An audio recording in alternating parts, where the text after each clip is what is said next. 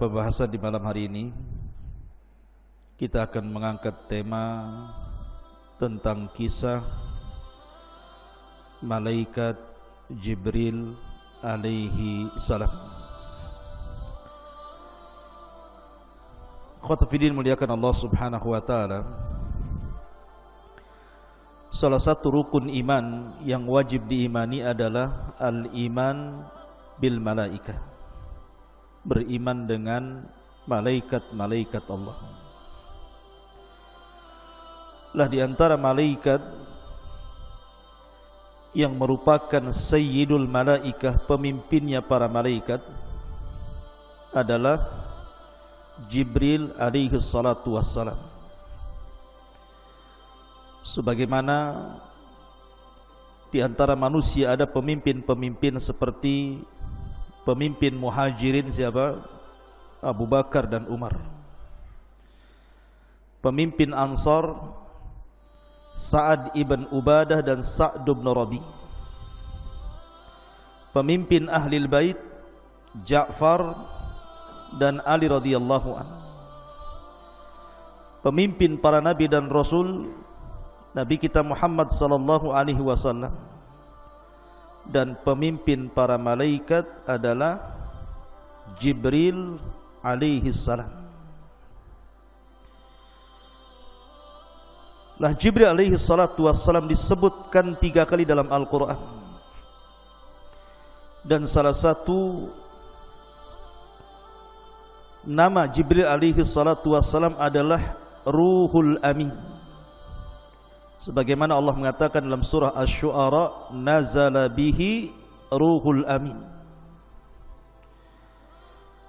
Kenapa Jibril kemudian diberikan laqab atau gelar dengan Ruhul Amin? Ruh yang sangat amanah. Ada yang mengatakan bahwa dikatakan Jibril dengan sebutan ruh, dan itu selalu dalam Al-Quran, seperti dalam surah Al-Qadar, tanazzalul malaikatu warruh. Kenapa selalu disebut kalimat ruh, gelar daripada Jibril, sehingga ada istilah Ruhul Kudus?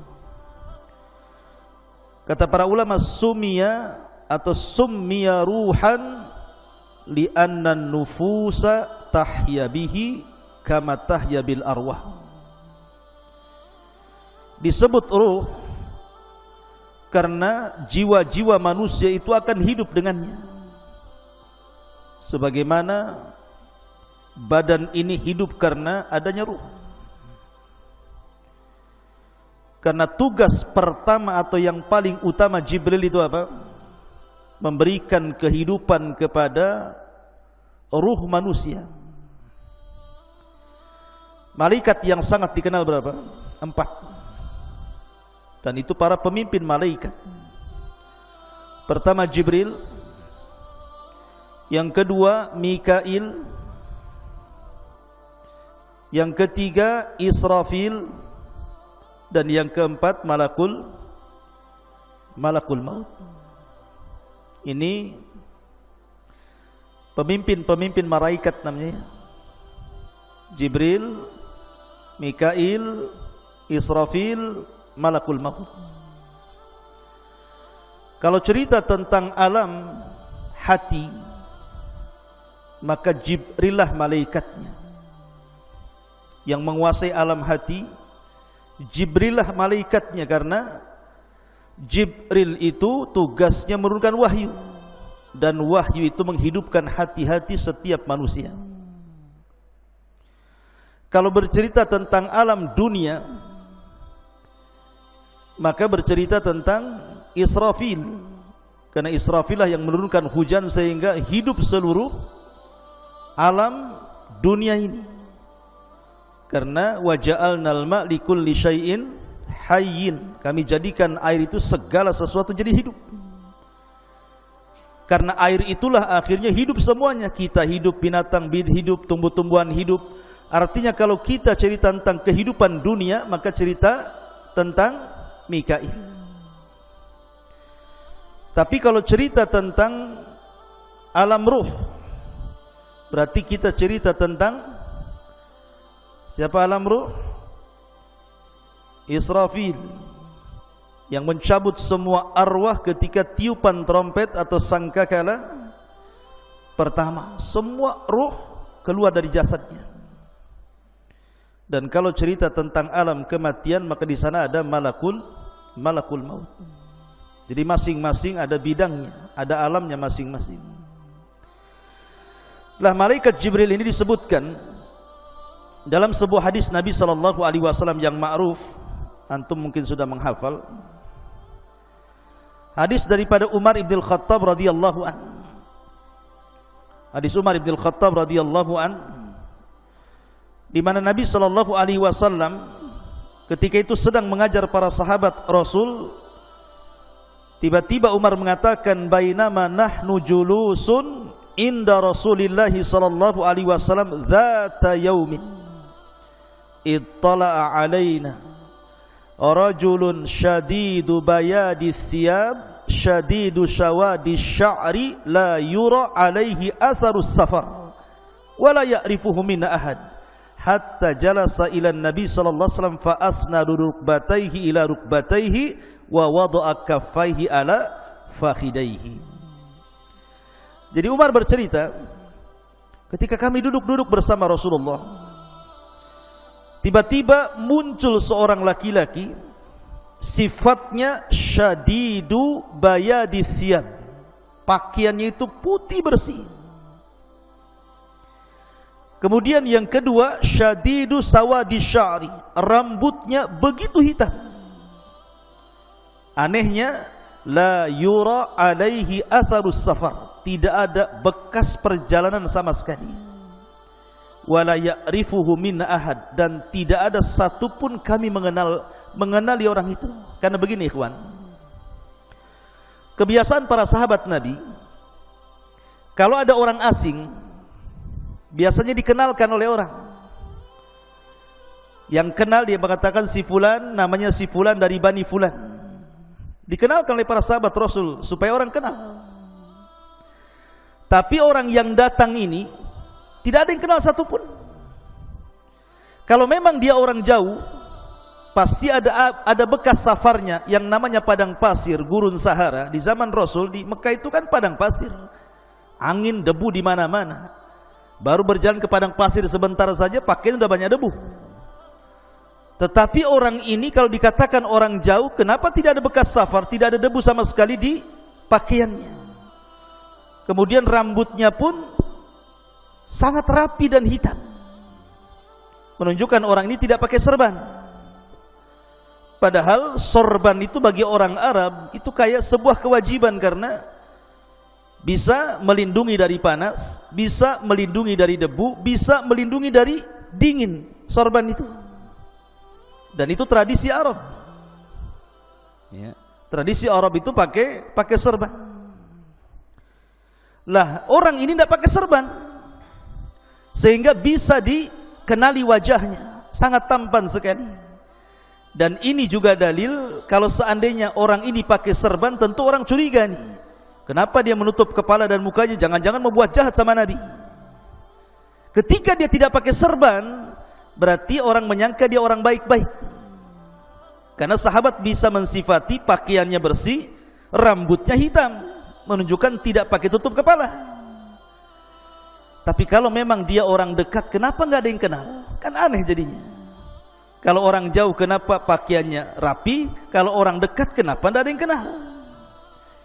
Yang lebih mengherankan lagi, langsung menemui Nabi SAW, fa asnada rukbatayhi ila rukbatayhi wa wada'a kaffaihi ala fakhidaihi. Lutut dia dengan lutut Nabi itu ditemukan, kemudian tangan dia diletakkan di paha Nabi seperti ini. Tiba-tiba bertanya, ya Muhammad, penampilannya rapi seperti thalabul ilmi, tapi bahasanya kayak orang Badui. Karena biasanya kalau sahabat Rasul tidak pernah mengucapkan ya Muhammad. Yang suka mengucapkan ya Muhammad itu orang Badui. Kalau sahabat Rasul, ya Rasulullah, ya Nabi Allah, itu sahabat Rasul, beradab mereka kepada Rasulullah. Tapi orang Badui itu teriak-teriak ya Muhammad. Lah bahasa orang ini menggunakan bahasa orang Baduy. Ya Muhammad, akhbirni anil Islam. Ceritakan tentang Islam.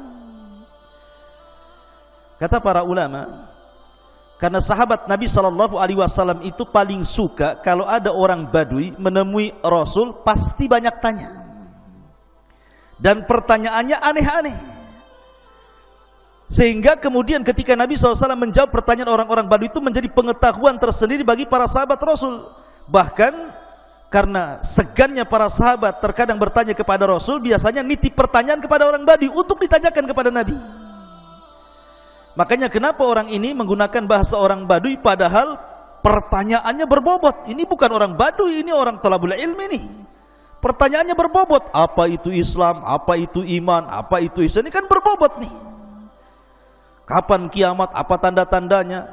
Ini bukan orang jahil yang bertanya, ini alim nih. Tapi dari bahasa, menggunakan bahasa Baduy, menggunakan ya Muhammad, supaya sahabat itu mereka betul-betul memperhatikan ucapan orang ini. Dan pertanyaan berbobot. Makanya hadis ini, hadis Jibril ini disebutkan oleh para ulama, kalau dalam Al-Quran itu ada namanya induk Quran. Induk Quran apa? Al-Fatihah, disebut umul kitab. Tapi kalau induk hadis, hadis Jibril ini disebut induk hadis. Karena seluruh ajaran Islam terangkum dalam hadis Jibril. Makanya di ujung hadis Rasul mengatakan, tahukah kalian siapa yang bertanya kepadaku tadi? Sahabat mengatakan, saya tidak tahu, Allah wa Rasulullah alam. Kata Nabi SAW, huwa Jibril atakum yu'allimukum amra dinikum. Tadi Jibril itu yang datang kepada kalian, sengaja mengajarkan kepada kalian tentang urusan agama kalian. Jadi Jibril itu datang terkadang bukan hanya membawa risalah, tetapi juga taudihur risalah. Jadi dia datang membawa risalah kepada Rasul. Yang kedua, tugas dia taudihur risalah, menjelaskan risalah itu.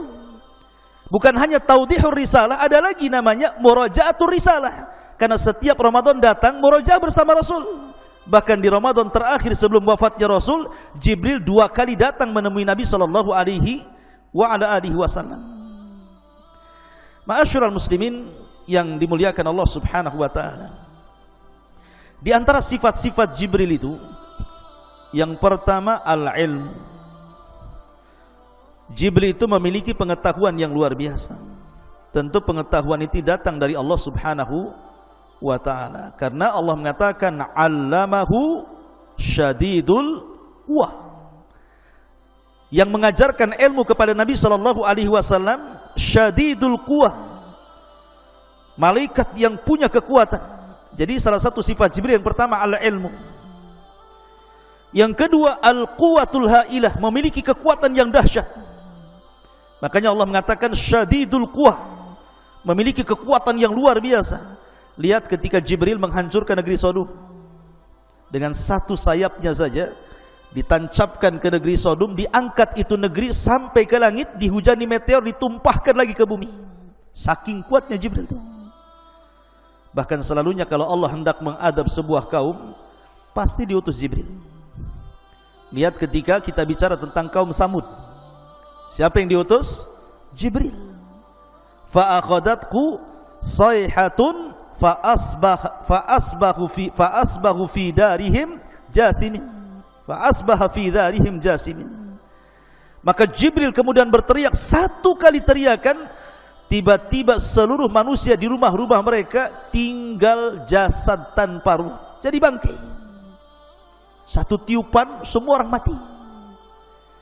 Jadi Jibril itu punya kekuatan luar biasa, ya kawan. Ma'asyiral muslimin. Kemudian yang kedua at-tamkin, di mana Jibril itu punya kedudukan yang sangat mulia di langit sana di antara para malaikat. Karena seluruh para malaikat itu taat kepada Jibril, tentu karena perintah Allah Subhanahu wa taala. Maka disebut at-tamkin. Jibril itu punya kedudukan tersendiri di langit karena ditaati semua para malaikat atas kehendak Allah Subhanahu wa taala. Kemudian yang terakhir al-amanah. Jibril itu amanah ketika menyampaikan wahyu. Makanya Allah mengatakan nazala bihi ruhul amin. Kalimat amin itu amanah. Apa sih maknanya amanah itu? Maksudnya begini, Jibril itu kan tugasnya ngasih wahyu dari Allah Subhanahu wa taala, disampaikan kepada para nabi dan rasul yang terakhir kepada Nabi sallallahu alaihi wasallam. Ini kalau Jibril tidak amanah, dia bisa korupsi ayat. Bisa dikorupsi sendiri tuh ayat itu kan. Ditambah dikurang sesuai dengan Jibril. Makanya Jibril itu orangnya amanah. Yang kedua, makna amanah itu karena tidak ada satupun setan yang bisa menambah dan mengurang wahyu yang disampaikan Jibril dari Allah kepada Nabi sallallahu alaihi wasallam. Kan dahulu di zaman jahiliyah, jin itu naik ke langit. Di langit pertama itu jin punya pos-pos. Pos itu digunakan untuk mencuri dengar wahyu yang diturunkan Allah kepada para malaikat.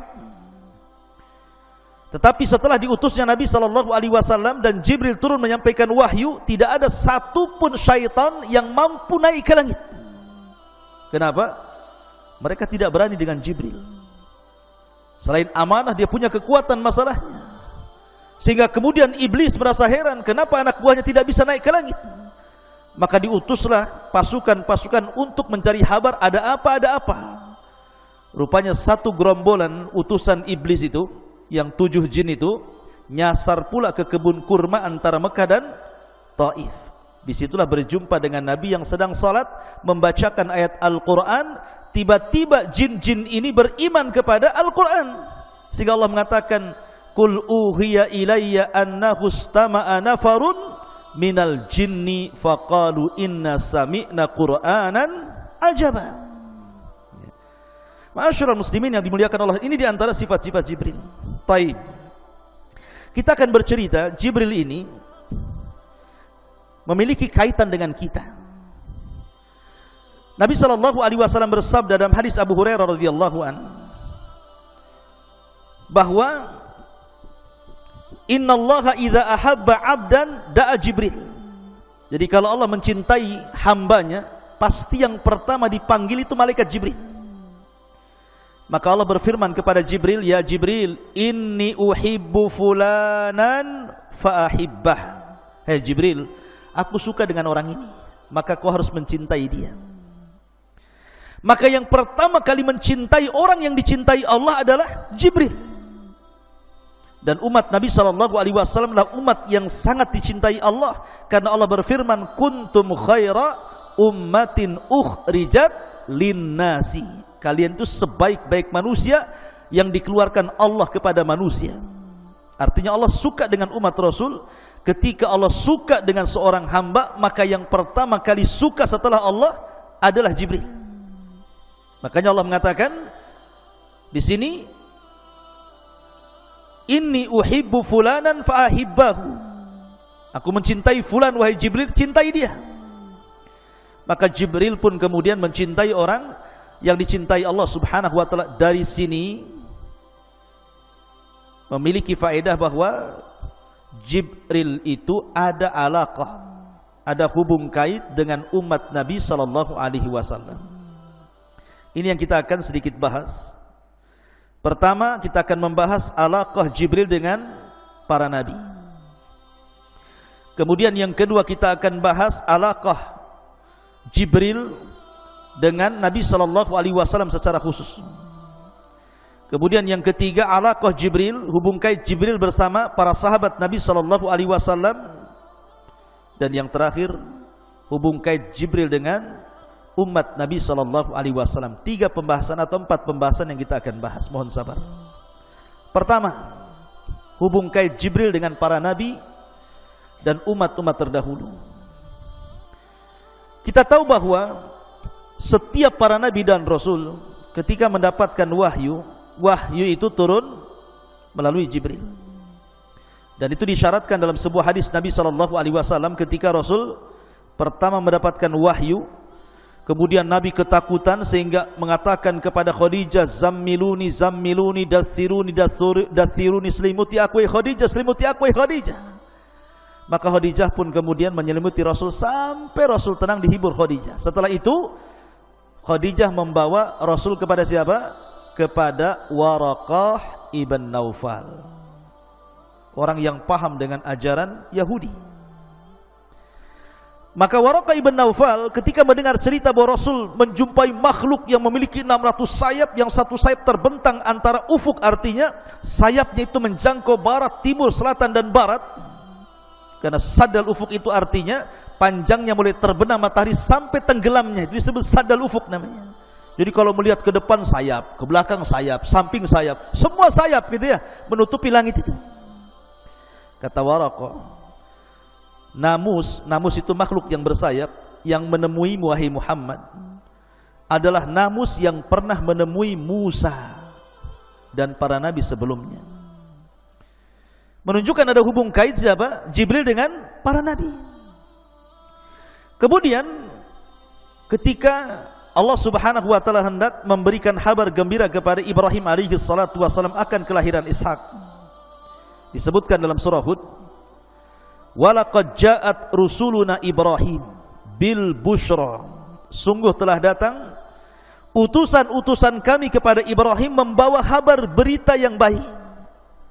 Ahli tafsir mengatakan yang dimaksud adalah Jibril, Mikail dan Malakul Maut. 3 malaikat ini datang menemui Ibrahim dalam bentuk manusia, datang kepada Ibrahim memberikan kabar gembira. Qalu, mereka mengatakan salaman. Qala salamun.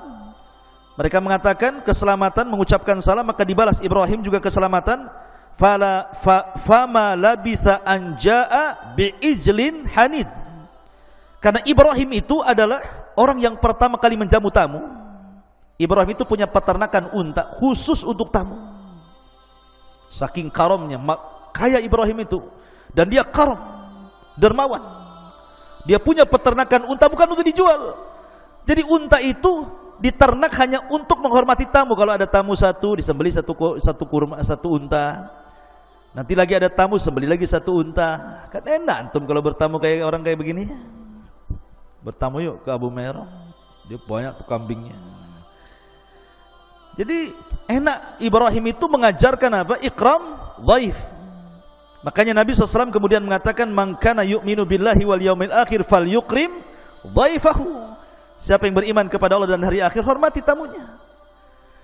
Lah setelah kemudian Ibrahim bersegera menyembelih seekor unta, memasaknya, setelah matang, sudah enak, siap santap, siap makan, dihidangkan kepada tamu-tamunya ini. Ibrahim tidak tahu kalau itu malaikat. Malaikat gak makan, gak minum, gak berak, gak macam-macam gitu ya. Kata Ibrahim, silahkan makan. Tidak dipandang makanan itu, mata mereka justru memandang wajah Ibrahim. Suruh minum, tidak dipandang minuman itu, justru pandangan mereka memandang kepada wajah Ibrahim. Ibrahim sudah tua, ketakutan, ini jangan-jangan orang jahat nih. Suruh makan malah ditatap pula saya, katanya.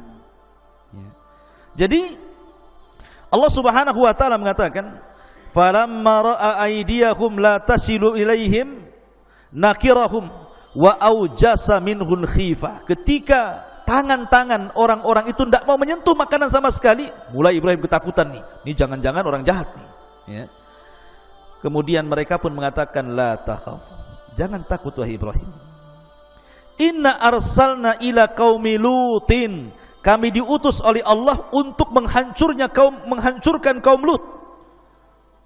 Kemudian wa mra'atuhu qa'imatan fadhahikat fabasyarnaha bi Ishaq wa min wara'i Ishaq Yaqub, dan juga menghabar gembirakan kepada Ibrahim akan kelahiran Ishak dan juga anak Ishak Yaqub. Tiba-tiba perempuan Ibrahim, istrinya Ibrahim, Sarah ini bangkit kemudian tertawa senang. Udah lama tidak punya anak, tiba-tiba datang utusan Allah menghabarkan akan kelahiran Ishak dan juga cucunya Yaqub. Ma'asyiral muslimin, dari sini ada hubung kait antara Ibrahim dengan para nabi. Kemudian juga kisah ketika Maryam keluar buang hajat. Fatakhadat min dunihim hijaban. Maka Maryam pun berusaha menjauhi manusia karena ingin melakukan buang hajat. Kemudian fa arsalna ilaiha ruhana. Allah mengutus kepada Maryam itu ruh kami, maksudnya Jibril. Fatamassala laha basharan sawiya. Maka Jibril pun membentuk laki-laki yang sangat tampan, kemudian menghadang Maryam. Maryam ini wanita yang menjaga kehormatan, tidak mungkin tergoda oleh laki-laki siapapun, apalagi yang bukan mahramnya. Lain dengan wanita hari ini, baru kenal di Facebook saja sudah janjian gitu. Hei sayang gitu. Baru gitu saja udah kelepek-kelepek. Ya. Kenapa? Karena wanita-wanita sekarang ini pemain sinetron semuanya. Wanita-wanita jalanan, wanita-wanita enggak jelas. Makanya digoda sedikit saja mudah ditipu gitu. Maryam ini wanita afifah, menjaga kehormatannya, sehingga dia mengatakan qalat inni a'udzu birrahman in kunta taqiyan. Aku berlindung kepada Ar-Rahman, Allah Azza wa Jalla, darimu jika engkau orang bertakwa. Menunjukkan bahwa Jibril yang datang kepada Maryam dalam bentuk yang sangat baik dan tampan, tidak kelihatan orang jahat. Sebab kalau Jibril itu datang kepada Maryam dalam bentuk orang jelek, orang jahat, pasti Maryam tidak akan mengatakan in kunta taqiyya. Pasti Maryam mengatakan a'udzubillahirrahman minka in kunta syaitan, kan itu. Pasti dibilang setan kan itu. Ketika taqiyya itu menunjukkan bahwa malaikat Jibril dalam bentuk yang sangat tampan, indah dan sopan. Maka barulah kemudian orang tampan jelmaan Jibril baru ngaku dan mengatakan qala innama ana rasulu rabbik li ahabalaki ghulaman zakiya. Jangan takut wahai Maryam, aku Jibril, diutus oleh Allah untuk menghabarkan bahwa engkau akan mendapatkan anak yang sangat suci, Isa bin Maryam. Di sini juga ada hubung kait Jibril dengan Maryam, Jibril dengan Ibrahim, Jibril dengan Lut tadi ya, dan begitu seterusnya. Ini yang pertama, bahwa Jibril ada hubung kait dengan para nabi dan juga orang-orang saleh di zaman sebelum Nabi sallallahu alaihi wasallam. Kemudian yang kedua, hubung kait Jibril dengan Nabi sallallahu alaihi wasallam. Ma'asyiral muslimin yang dimuliakan Allah Azza wa Jalla, Jibril itu senantiasa membimbing Rasul. Terkadang Nabi sallallahu alaihi wasallam ditanya tentang sesuatu tidak bisa jawab, maka dia menanti-nanti Jibril tentang jawabannya. Seperti umpamanya orang-orang musyrik datang ke Madinah menemui ahli kitab, kemudian mengatakan di Mekah itu ada orang ngaku nabi loh, gimana cara menghadapinya? Kata orang-orang Yahudi Madinah, sini saya kasih soalan kamu, tanya kepada orang yang ngaku nabi di Mekah itu. Kalau dia sanggup menjawab, memang dia nabi. Kalau dia tidak sanggup menjawab, dustakan kenabiannya. Kata orang-orang musyrik, apa pertanyaannya? Satu, tanyakan tentang seorang laki-laki yang keliling dunia selama 500 tahun berdakwah kepada tauhid, bagaimana kabarnya? Yang kedua, tentang anak-anak muda yang terjerembab dalam gua yang sangat menakjubkan kisahnya, bagaimana ceritanya? Kemudian yang ketiga, tanya tentang ruh, apa itu ruh? Oh, orang-orang musyrik senang. Oh, ini bisa jadi bahan olok-olokan kepada Rasul, karena yakin tak mungkin dia dapat jawaban, dan mereka sudah dapat kunci jawabannya. Sesampainya di Mekah, orang-orang Quraisy mengatakan, ya Muhammad, saya ingin bertanya kepadamu 3 soalan. Kalau kau bisa menjawab, kau seorang nabi, kami beriman. Kalau kau tidak bisa menjawab, kau ini nabi KW ya, nabi enggak jelas, kami dustakan kenabianmu. Kata Nabi SAW, baik saya akan jawab, baik saya akan jawab godan besok. Rasul lupa mengucapkan insya Allah. Dengan sebab lupa mengucapkan insya Allah, lewat hari pertama Jibril tak turun, lewat hari kedua Jibril tak turun, 1 minggu Jibril pun tak turun, 2 minggu Jibril tak turun, 3 minggu tak turun juga, hampir 1 bulan Nabi sudah sesak dadanya. Sebab kalau tidak ada jawaban, pasti mereka akan mendustakan dia. Dan itu menunjukkan bahwa Rasul tidak pandai-pandai menjawab. Memang dia tidak punya pengetahuan tentang soalan itu. Dia tetap menunggu Jibril turun. Akhirnya Jibril turun setelah 1 bulan, kemudian menurunkan surah Al-Kahfi, menjelaskan tentang adapun soalan yang pertama, dialah Raja Dzulqarnain. Dijelaskan dalam surah Al-Kahfi sejarah Dzulqarnain. Adapun tentang anak-anak muda yang terjerembab dalam gua, itulah Ashabul Kahfi. Adapun ruh, katakan ya Muhammad, yas'alunaka anil ruh qulir ruhu min amri rabbi. Jadi Jibril datang kepada Rasul dalam rangka apa? Membimbing Rasulullah. Makanya kenapa ketika Nabi SAW masih kecil, disusui siapa? Halimah Sa'diyah di Bani Sa'diyah kan gitu ya. Lah Nabi ini masih kecil, tiba-tiba Jibril datang dengan 2 malaikat. Ditangkapnya Rasul kecil ini, tiba-tiba dibelah dadanya. Kemudian diambil jantungnya, kemudian dicuci dari air zam-zam di bejana emas, kemudian dimasukkan lagi, kemudian dijahit lagi. Ada bekas jahitannya. Dan itu operasi pertama dalam sepanjang sejarah manusia. Maka anaknya Halimah Sa'diyah ketakutan, lari dia melaporkan kepada ibunya. Maka ibunya langsung mencari Nabi SAW. Ketika dia dapati masih hidup dan masih ada bekas jahitannya, maka karena ketakutan itulah akhirnya Rasul kecil dikembalikan oleh Halimah Sa'diyah kepada ibundanya Aminah. Lihat, sejak kecil saja Jibril sudah membuang kotoran-kotoran hati dari dada Nabi SAW. Dan pembelahan dada itu 2 kali, ketika di Halimah Sa'diyah dan ketika peristiwa Isra dan Mi'raj, dibelah lagi oleh malaikat. Ma'asyiral muslimin yang dimuliakan Allah Azza wa Jalla. Lah Nabi SAW ini biasa kalau berjumpa dengan Jibril itu, Jibril pasti akan membentuk dirinya dengan bentuk yang sangat tampan. Tidak pernah membentuk dengan orang yang sangat menakutkan. Makanya biasa yang dipilih Jibril ketika berjumpa dengan Rasul, pasti dia akan tasyakul, beralih rupa seperti sahabat namanya Dihyatul Kalbi. Jadi ada seorang sahabat namanya Dihyatul Kalbi, orangnya tampan sekali, sangat tampan. Jadi Jibril kalau menemui Rasul pasti menyerupai Dihya. Sampai suatu hari Nabi sedang berbincang-bincang dengan Dihya.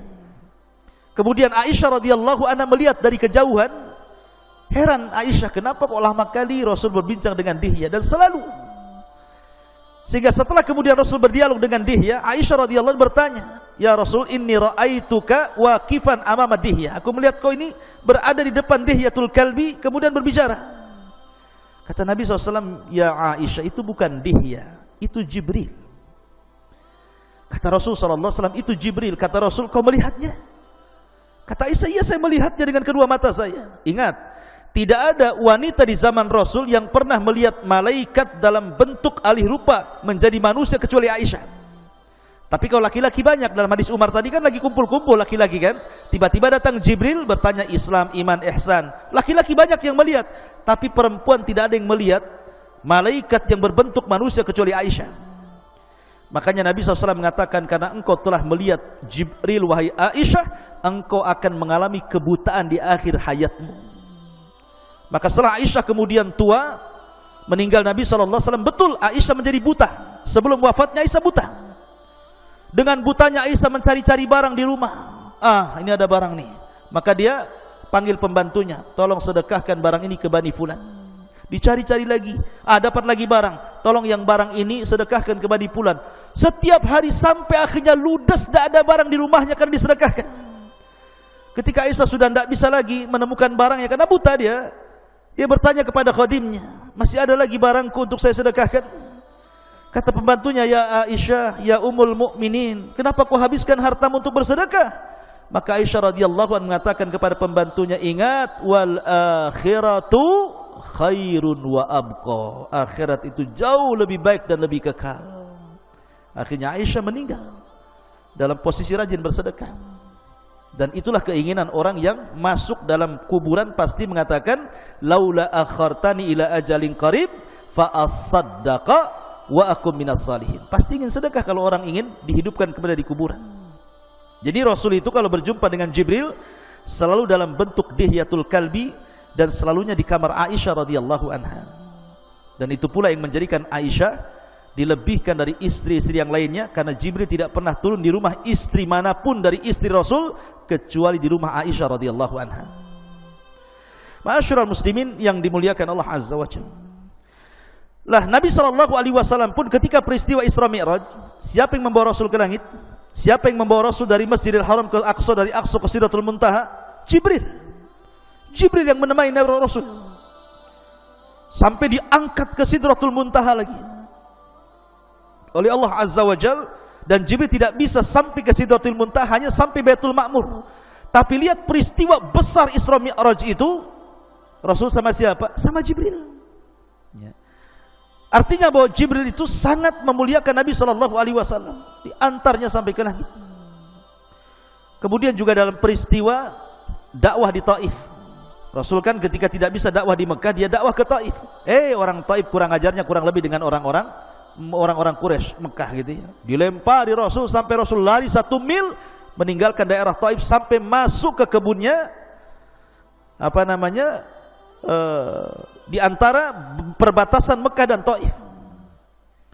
Disitulah Jibril datang dengan 2 malaikat penjaga bukit Taif. Kata Jibril, "Ya Muhammad, perintahkan 2 malaikat ini. Dia penjaga bukit Taif. Kalau kau perintahkan bukit Taif dilempar kepada penduduk Taif, dia siap melaksanakannya." Kalau antum di posisi Nabi SAW, pasti antum mengatakan, lempar saja, kurang ajar orang itu, ya kan? Tetapi Nabi SAW itu penyabar, ulul azmi. Makanya Rasul mengatakan, Allahumma hdi biqaumin fa innahum la ya'lamun. Tidak ya Rabb, tidak ya Jibril, jangan kau lempar bukit-bukit itu kepada mereka. Mereka melakukan sesuatu kepadaku karena mereka tidak tahu aku ini seorang nabi. Lihat, Jibril alaihissalam membawa 2 malaikat loh ya, penjaga bukit, siap untuk ditimpakan kepada penduduk Taif. Bahkan ketika Nabi SAW disihir oleh Labid bin Asam selama 6 bulan. Bayangkan pengaruh sihir itu sampai 6 bulan. Akhirnya Jibril turun dengan 2 malaikat, kemudian meruqyah Nabi SAW. Dari sinilah turun surat Qul a'udzu birabbil falaq dan Qul a'udzu birabbin nas. Jibril yang meruqyah Rasul. Artinya bahwa Nabi SAW diobati oleh Jibril. Saking sayangnya Jibril kepada Nabi SAW. Bahkan Jibril juga senantiasa menolong Nabi SAW dalam kondisi Nabi SAW butuh pertolongan dalam perang Badar. Rasul dan pasukannya tidak pernah perang, nggak punya pengalaman perang, bahkan nggak pernah berperang, bahkan pasukannya juga sedikit, sementara pasukan musuh banyak, 314 melawan 1000 dengan peralatan yang tidak lengkap. Tentu manusiawi Nabi SAW takut kalah. Tapi malam itu Nabi beristighatsah kepada Allah. Akhirnya kemudian Allah kabulkan istighatsahnya Rasul. Dikirimnya pertama kali oleh Allah 1000 malaikat dipimpin Jibril. Sampai Rasul mengatakan, "Absyir ya Abu Bakrin, absyir ya Abu Bakar, berbahagialah wahai Abu Bakar, kita akan menang," katanya. Keesokan harinya terjadi perang Badar. Bukan 1000 lagi yang turun, khamsati alafin minal malaikati munzilin. 5000 malaikat turun dipimpin Jibril. Dan Jibril menunggang kuda namanya Haizum. Kudanya Jibril itu namanya Haizum. Makanya Jibril mengatakan kaidum Haizum sambil menunggang kuda itu. Jadi kalau antum ditanya siapa nama kudanya Jibril, Haizum namanya. Makanya para sahabat mendengar Jibril mengucapkan kaidum Haizum, ayo lari wahai Haizum, serang mereka. Subhanallah, sebagian orang-orang musyrik melihat tentara yang banyak berkuda putih, menggunakan pakaian putih, di tangannya terhunus pedang-pedang yang mengkilat-kilat. Bagaimana enggak takut tuh? Sahabat belum mencabut pedangnya, kepala mereka sudah melayang. Takut. Akhirnya perang Badar dimenangkan Rasul, berhasil orang-orang musyrik 70 mati konyol dan 70-nya tertawan. Bahkan Abu Sufyan yang ketika itu berhasil lari dari pertempuran, langsung dia ke Mekah berjumpa dengan Abu Lahab. Karena Abu Lahab kan pengecut, tidak mau perang. Dia bayar preman supaya preman itu yang berangkat perang. Abu Sufyan bercerita kepada Abu Lahab, "Ya Abu Lahab, dalam perang itu aku melihat orang yang berpakaian putih menggunakan kuda putih, di tangannya pedang, kami pun korat-karit gak jelas," katanya. Di samping Abu Lahab ada budak yang beriman tetapi menyembunyikan keimanannya. Budaknya Fadl ibn Abbas. Budaknya Fadl ibn Abbas. Tiba-tiba dia latah mengatakan, itulah malaikat yang menolong Nabi dan sahabatnya. Geram Abu Lahab, ditamparnya budak itu. Karena budak itu merasa disakiti Abu Lahab, melapor majikannya. Maka Ummu Fadl datang mencari Abu Lahab, diambilnya kayu, dipentungnya kepala Abu Lahab. Kenapa kau menampar budak saya, katanya. Tapi di sini Abu Sufyan bercerita bahwa dia melihat malaikat dalam perang Badar. Artinya bahwa Jibril memimpin para malaikat untuk menolong Rasul dalam kondisi terjepit. Saking ketakutannya Rasul, berdoanya juga, beda dengan doa-doa yang lainnya, sampai dia mengatakan Allahumma in tahlik hadhil isabah falan tu'bad abada. Ya Rabb, kalau kau hancurkan kelompok yang sedikit ini, enggak akan ada yang lebih yang menyembah kamu ya Rabb. Ya, sampai khawatirnya Rasul. Makanya Allah turunkan Jibril. Ma'asyiral muslimin yang dimuliakan Allah Azza wa Jalla. Ini diantara alaqah hubung kait Jibril dengan Nabi sallallahu alaihi wasallam, dan banyak lagi hubung kait Nabi sallallahu alaihi wasallam dengan malaikat Jibril alaihi salatu wasallam. Kemudian yang ketiga, hubung kait Jibril dengan para sahabat. Ketika Nabi sallallahu alaihi wasallam berhadapan dengan orang-orang Quraisy ini jago syair. Dan orang dulu syair itu, para pujangga-pujangga itu mereka akan debat dengan syair. Mungkin kalau orang Melayu ini berbalas pantun seperti itu ya. Jadi, dan syair itu merupakan media di zaman itu, sama dengan YouTube, televisi itu disebut syair di zaman itu. Dan hebat luar biasa syair-syairnya orang-orang Arab kafir itu.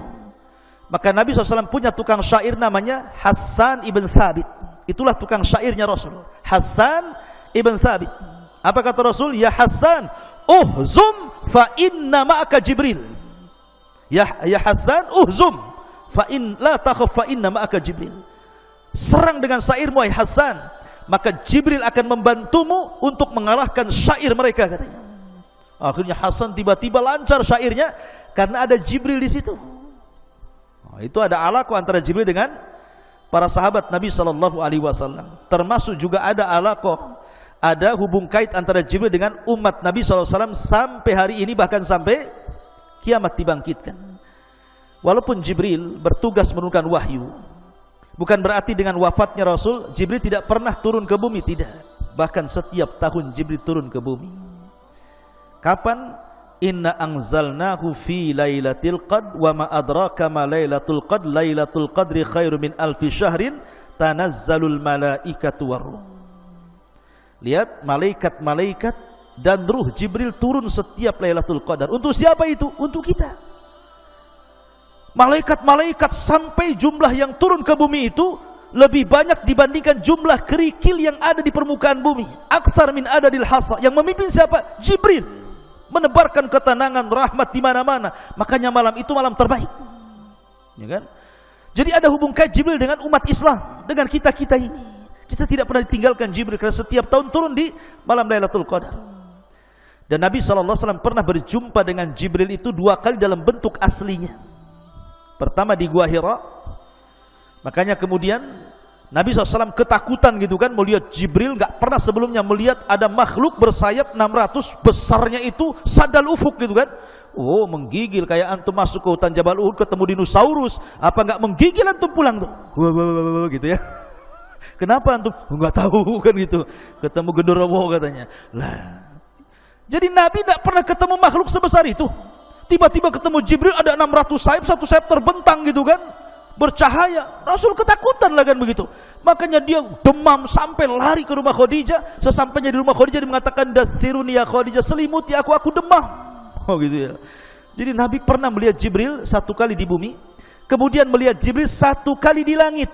Ketika peristiwa Isra Mi'raj sampai di Baitul Ma'mur, Jibril berubah bentuk. Makanya Allah mengatakan, "Laqad ra'ahu nazlatan ukhra inda sidratil muntaha indaha jannatul ma'wa." Nabi melihat Jibril kedua kalinya. Di mana? Di langit. Ya, ketika peristiwa Isra dan Mi'raj. Dan ini luar biasa. Makanya kenapa? Karena Rasul pernah melihat Jibril, Rasul bisa mensifati Jibril seperti apa? Karena pernah melihat. Ya. Ma'asyiral muslimin yang dimuliakan Allah Azza wa Jalla. Kemudian Jibril juga, ikhwan, selain ditugaskan untuk menurunkan wahyu, dan ketika Allah berfirman, yang pertama kali mendengar wahyu siapa? Jibril. Jadi kalau Allah berfirman kepada malaikat, kepada Jibril itu, semua malaikat yang di langit pingsan. Dalam hadis yang ma'ruf, apabila Allah hendak mewahyukan sesuatu, maka suara Allah itu seperti suara gemerincing rantai yang dipukul-pukul di atas batu, membuat semua malaikat pingsan satu langit. Ketika semua malaikat pingsan, yang pertama siuman siapa? Jibril. Jibril yang pertama siuman, kemudian dipanggil oleh Allah Azza wa Jalla. Kemudian Allah memberikan tugas-tugas kepada para malaikat lewat Jibril. Maka setelah Allah berfirman kepada Jibril, tiba-tiba semua malaikat bangun dari pingsannya. Maka setiap Jibril lewat di langit pertama, mereka mengatakan, "Madza qala rabbuka ya Jibril?" Apa yang dikatakan Rabb wahai Jibril? Kemudian turun ke langit ke-6, ke-5, ke-4, ke-3, semua malaikat yang di lapisan-lapisan langit itu mengatakan, "Madza qala rabbukum?" Madza qala rabbukum? Apa yang difirmankan Allah? Tugas apa yang harus kami laksanakan? Tugas apa yang harus kami lakukan? Maka Jibril mengatakan, qala al-haq, kebenaran, kebenaran. Kamu tugasnya ini, kamu tugasnya itu, kamu tugasnya ini, kamu tugasnya itu. Jadi dia yang membagi tugas dari Allah Subhanahu wa taala. Inilah perkataan Jibril apabila sedang kemudian menyampaikan wahyu kepada para malaikat. Nah, ini jin-jin ini yang berada di langit pertama, di tempat maqaidus sam'i, pos-pos pencuri dengar itu, kalau dia mendengar satu kalimat dari Jibril yang disampaikan kepada para malaikat di lapisan langit-langit itu, langsung diambil, kemudian disampaikan ke jin yang di bawahnya, jin yang di bawahnya, jin yang di bawahnya. Karena jin kalau naik ke maqaidus sam itu seperti orang panjat pinang. Jadi begini, sampai ke langit. Jadi yang dari sana kalau dapat kalimat disampaikan ke jin yang di bawahnya, ke bawahnya, ke bawahnya, ke bawahnya, ke bawahnya, sampai ke yang di bumi.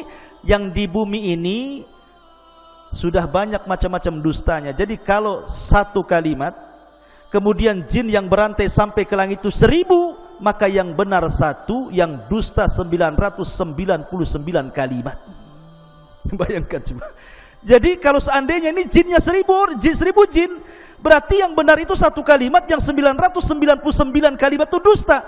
Lah, dari sini jin yang di bumi mulai berbisnis dengan dukun. Akhirnya habar itu dibeli sama dukun. Kemudian dukun dijual ke pasien. Maka di sini namanya silsilah dusta, ikhwan. Bagaimana mungkin dari 1000 kalimat satu yang benar 999 dusta? Makanya dukun itu pendusta, dia hanya menjual kabar dusta. Jadi dukun itu dikibuli jin, sementara orang yang datang ke dukun dikibuli dukun. Makanya silsilah kibul mengibul namanya. Paham antum? Itu silsilah kibul namanya. Ya. Kenapa kemudian percaya pula sama dukun? Ya, masyarul muslimin. Jadi tugasnya itu seperti itu Jibril. Tapi ada tugas lain. Contohnya umpamanya, kalau ada orang yang akan dilahirkan, diciptakan Allah, orang ini orang mulia, maka yang meniupkan ruh bukan malaikat ruh. Bukan seperti hadis Nabi SAW dari yang antum baca dalam kitab Arba'in Nawawi. Ada hadis tentang penciptaan manusia, 40 hari segumpal mani, 40 hari segumpal darah, 40 hari segumpal daging, 4 bulan, kemudian ditiupkan roh oleh malaikat, terus dicatat rizkinya, dicatat amalnya, dicatat macam-macamnya gitu ya. Itu ada tugas sendiri malaikat yang memasukkan roh. Tapi kalau yang dilahirkan ini orang mulia, itu Jibril yang turun tangan. Contohnya tadi, ketika Maryam hendak diberikan, dianugerahi Isa, yang memasukkan ruh kepada Isa bukan malaikat yang suka memasukkan ruh, tidak. Jibril turun langsung membawa ruhnya Isa, ditiupkan di jaibnya, kemudian masuk ke rahimnya, jadiin Isa. Jibril ya. Dan Jibril itu yang menghabar gembirakan kepada siapapun yang akan punya anak mulia, seperti menghabar gembirakan kepada Ibrahim akan kelahiran Ishak, gitu kan. Kemudian menghabar gembirakan kepada siapa lagi? Zakaria akan kelahiran Yahya, gitu ya. Jadi tugasnya Jibril itu ada tugas lain, memasukkan ruh orang-orang mulia, menghabar gembirakan akan kelahiran orang-orang mulia. Itu juga bagian daripada tugas Jibril. Karena ini orang mulia tidak sembarang diutus, Jibril langsung gitu yang diutus. Masyarul muslimin yang dimuliakan Allah, ini kita cerita Jibril di dunia. Bagaimana Jibril yaumul qiyamah di akhirat? Bagaimana kisahnya? Masyarul muslimin, kemarin kita ketika menjelaskan tentang masalah sangkakala, ketika Allah Subhanahu wa taala berfirman, "Wa nufikha fis suri fasa'iqa man fis samawati wa man fil ardi illa man sya'allah." Ketika tiupan Israfil itu ditiupkan, maka semua makhluk yang di langit dan di bumi semua mati, kecuali yang dikecualikan Allah. Jibril, Mikail, Israfil, malakul maut. Tidak mati karena tiupan Israfil. Sehingga malaikat maut dipanggil oleh Allah, man baki, siapa lagi yang tersisa wahai malakul maut? Kata malaikat maut, Jibril, Mikail dan Israfil. Kata Allah, cabut nyawa mereka. Maka satu-satu dicabut. Allah mengatakan, waman baki, siapa lagi yang tersisa? Kata malakul maut, ana abdukal fakir, saya hambamu yang fakir yang tersisa ya Rabb. Maka Allah mengatakan, matilah kamu. Akhirnya dia pun mati dan tidak ada yang hidup lagi. Itulah Jibril, dia tidak mati karena tiupan, karena Jibril punya kekuatan. Malaikat itu punya kekuatan. Bahkan ada satu malaikat yang bisa mengalahkan semua jin, semua malaikat, dan semua manusia. Malaikat apa? Malaikat maut. Tidak bisa dikalahkan. Dia yang mencabut nyawa orang semua, mencabut nyawa jin-jin, mencabut nyawa malaikat. Dia juga malaikat maut itu, ya.